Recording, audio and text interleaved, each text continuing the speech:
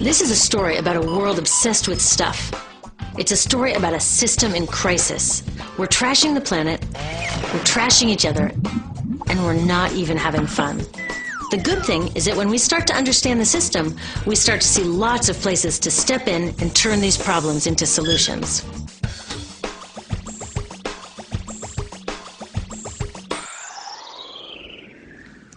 Can I tell you, I love my Pantene Pro V. Of the dozen or so personal care products that I use every day, it's the one I can't live without. It says it gives my dull hair the ultimate cool shine. How does it do that? I was wondering that while I was lathering it in my hair one day, so I read the ingredients right here. Sodium lauryl sulfate, tetrasodium EDTA, methyl isothiazolinone. What is this stuff? I took this list to some scientists who know how to read it. Turns out my Pantene contains a chemical linked to cancer. And lots of other products in my bathroom, from sunscreen to lipstick and even baby shampoo, also contain chemicals linked to cancer or other problems like learning disabilities, asthma, and even damaged sperm. Like most parents, I try to keep my family safe. But now I find out my bathroom is a minefield of toxins? What are we supposed to do? To find out the answers, we have to go back to one of the key features of our materials economy: toxics in, toxics out. If, at the factory, you pour toxic chemicals into a product, like baby shampoo, you're going to wind up with toxic baby shampoo, and toxics in workers, communities, and, babies. So let's take a closer look at this toxic outrage where it seeps into our lives every day, in the bathroom.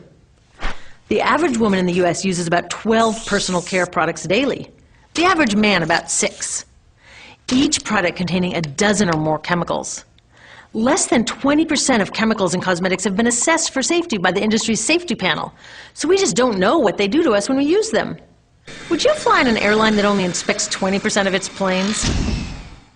Of course, not all of these chemicals are dangerous, but we know that many are. Some are carcinogens. That means that they can cause cancer. Others are neurotoxins and reproductive toxins, proven to mess up brain development and reproduction in animals. Wait a minute, we're animals too. It's like a giant experiment. We're using all these mystery chemicals and just waiting to see what happens. One thing we do know is that they're getting inside us. I had my body's toxicity levels tested, and I'm loaded with things like mercury, flame retardants, triclosan, and lead. We all are. Even babies are being born pre-polluted. Now, I know we can't live in a lead-free world, but do we have to put lead in our lipstick? I don't know. Maybe it's my fault. Maybe I just bought the wrong thing. At the store, the choices seem endless. I can get lipstick in 49 shades, or shampoo for hair that's too dry, oily, fine, limp, or frizzy. But what about the choices that really matter, like the choice to buy products that are safe? It turns out the important decisions don't happen when I choose to take a product off the shelf. They happen when companies and governments decide what products should go on the shelves.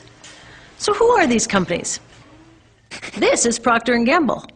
They're the ones offering me Herbal Essences, the #2 shampoo in the country. It contains toxic petrochemicals made from oil. Since when is oil an herb?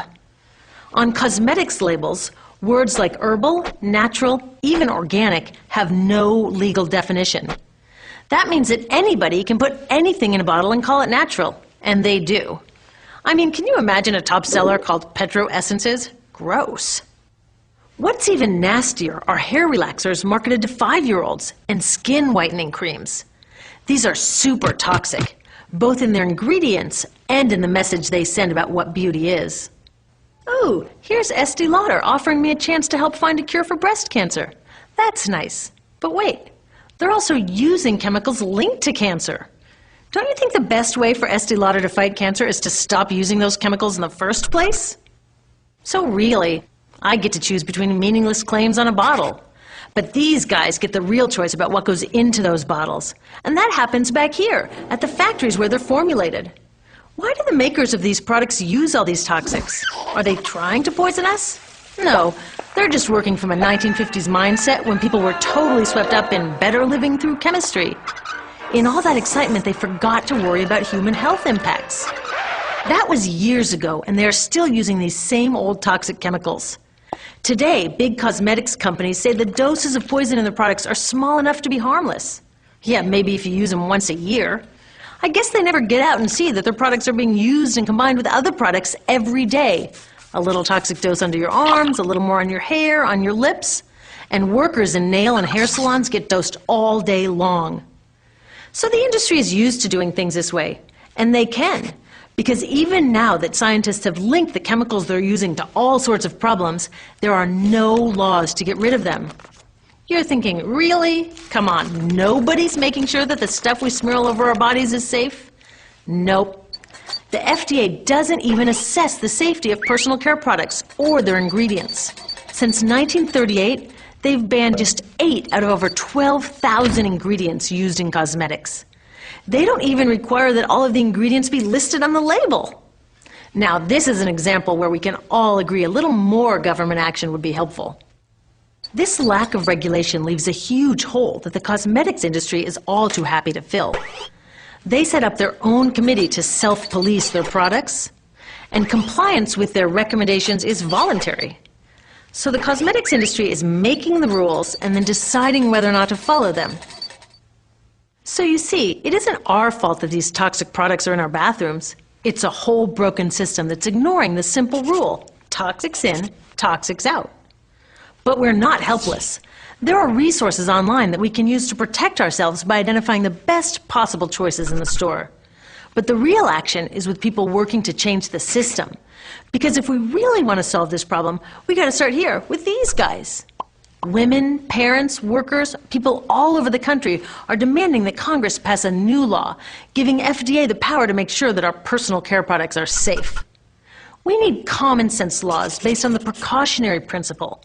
That means that when you're dealing with hazardous chemicals, just err on the side of caution. Let's not debate how much lead should be allowed in lipstick. Just get the toxic chemicals out of our products. Smarter laws would force companies to get past that old 50s mindset and figure out how to get us all clean and shiny without toxic chemicals. Can they? Totally. Many responsible cosmetics companies are already putting safer products on the market. Green chemists are developing substances that are designed to be safe and non-toxic in the first place. European governments have required the removal of many toxic chemicals, and companies have figured out how to comply. When cosmetics are reformulated to be safe and labeled honestly, then we can feel comfortable with the choices available at the store. We can choose bouncy hair or full hair, shiny lipstick or matte. We can even choose to feel beautiful without using 20 products. But we'll know that whatever we choose, the most important choice, the choice to be safe and healthy, has already been made.